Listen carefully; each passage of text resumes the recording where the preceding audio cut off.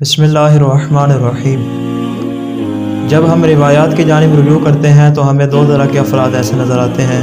کہ اللہ جن کی توبہ کو قبول نہیں کرتا۔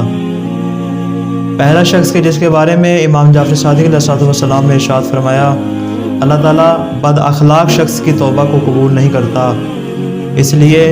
کہ جو شخص بد اخلاق ہوتا ہے کہ جس کا رویہ دوسروں کے ساتھ برا ہوتا ہے، اللہ اس کی توبہ اس لیے قبول نہیں کرتا کہ چونکہ وہ ایک گناہ سے نکلتا ہی ہے کہ وہ دوسرے گناہ میں داخل ہو جاتا ہے، دوسرے گناہ سے نکلتا ہے تیسرے گناہ میں داخل ہو جاتا ہے، کیونکہ وہ پے در پے اور مسلسل گناہوں کو انجام دیتا ہے، اس لیے اللہ اس کی توبہ کو قبول نہیں کرتا۔ دوسرا شخص کہ جس کے بارے میں ہشام بن حکم نے امام جعفر صادق علیہ السلام سے نقل کرتے ہوئے کہا کہ پرانے زمانے میں اور زمانہ قدیم میں ایک شخص تھا کہ جس نے حلال طریقے کے ذریعے دنیا کو کمانا چاہا مگر دنیا اس کے ہاتھ نہ آئی، پھر جب وہ اس سے تھک گیا اور ناکام ہو گیا، مایوس ہو گیا، تو پھر اس نے حرام طریقے کو استعمال کیا اور حرام طریقے سے دنیا کو کمانا چاہا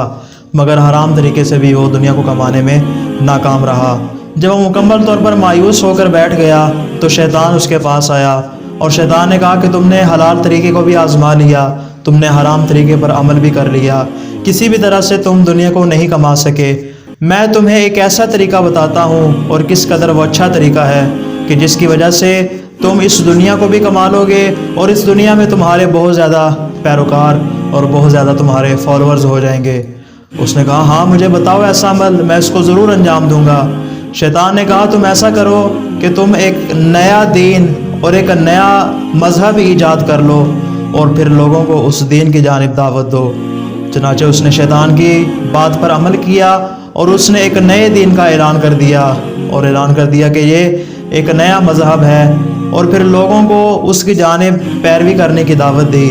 جب اس کے کئی ایک پیروکار ہو گئے تو وہ اپنے ہی آپ میں بہت زیادہ خوش ہوا کہ یہ تو بہت ہی اچھا عمل ہے کہ جس کے ذریعے میں نے دنیا بھی کما لی اور میرے بہت زیادہ پیروکار بھی ہیں کہ جو میری بات پر عمل کرتے ہیں۔ جب کچھ عرصہ گزر گیا، کچھ عرصہ گزرنے کے بعد اس کے دل میں یہ بات آئی اور اس نے سوچا کہ یہ میں نے کیا کر دیا، دنیا تو میں نے کما لیا ہے، لوگوں کو تو اپنا تابع کر لیا ہے، اپنا پیروکار بنا لیا ہے، لیکن اس کی عوض میں نے اپنی آخرت کو تباہ کر لیا ہے اور قیامت کے دن جہنم میرا ٹھکانہ ہوگا۔ جب اس کی آنکھ کھلی اور جب وہ ہوش میں آیا تو اس نے دیکھا کہ میری تو آخرت تباہ و برباد ہو چکی ہے، تو اس نے سوچا کہ میں اب اس بات کا ازالہ کروں گا۔ چنانچہ